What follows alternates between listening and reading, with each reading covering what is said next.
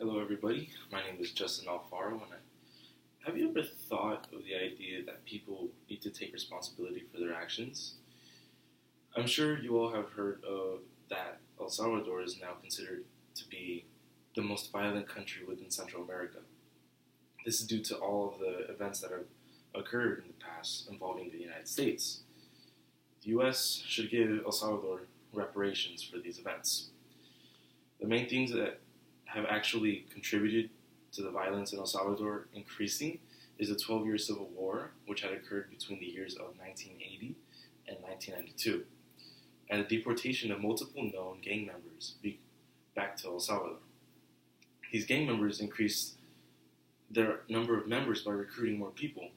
It is also much easier for them to operate in El Salvador because there aren't as many strict laws and police officers, as well as the fact that the country is in a bad economic and societal state. The first main reason that I want to talk about that the U.S. should give reparations to El Salvador is because of how much damage and death they have caused during the Civil War by beginning the School of the Americas and teaching people how to kill.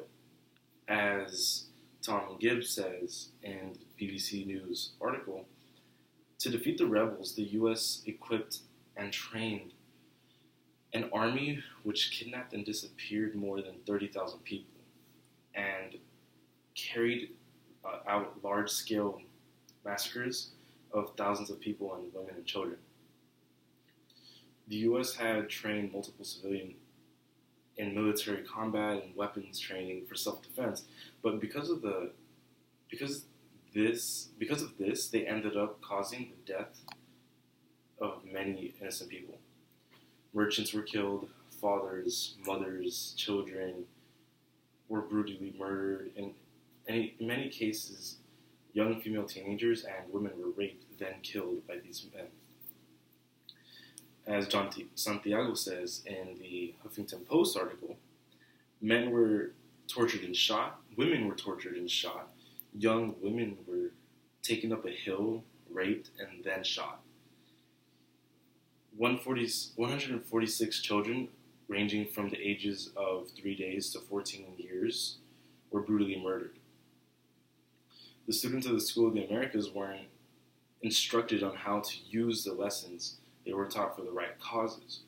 They were only taught the lessons for the use of battle and not told that it should only be applied for self-defense. Eventually, it was found out that the Army's high command had ordered the murders, prompting a cut in military aid, as Tom Gibbs says in the BBC News article. Not only was the idea of training citizens a failure, but the officials leading the operations within the country were corrupt. Not only that, Monsignor Romero, the Archbishop of El Salvador, had written a letter to President Jimmy Carter begging him to find or to not fund the military schools in Central America any longer due to the amount of damage it has caused. Another reason the U.S. should give reparations to El Salvador is because of the fact that the large amount of gang violence is what also caused El Salvador to become such a violent country. How is gang violence involved, you might ask? Well, in recent times, most of the recorded violence is due to gangs. Gangs have increased in numbers and have conducted more operations than they had before. In the 90s, as gang phenomenon in Los Angeles got more complicated, the U.S. started deporting gang members. Deportation brought airplanes full of gang members who had committed crimes and murders in the U.S. back to El Salvador, as Jasmine Garst has said in the NPR post. The gangs spoken about are the MS-13 and Barrio 18, mostly. These gangs originated inside Los Angeles, California.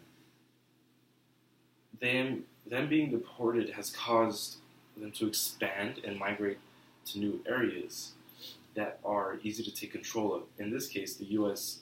aided in the growth of two very dangerous and notorious gangs. Now, some people might say that it is not the U.S. fault or the United States' fault that gang members were deported because those people immigrated inside the country in the first place. Actually, when you think about it, why would they have immigrated in the first place? People mainly immigrated into the U.S. from El Salvador because of the Civil War, which the U.S. basically funded. And so, because of all the danger, many people immigrated. So basically, if you notice, the U.S. has caused many of the problems that El Salvador has become victim to. The U.S. should take responsibility for its actions by granting reparations to El Salvador because of all the things that the U.S. has done within El Salvador during the war, and because of what it has done by sending gang members into the economically damaged country, which makes it more susceptible to societal and even more economical damage.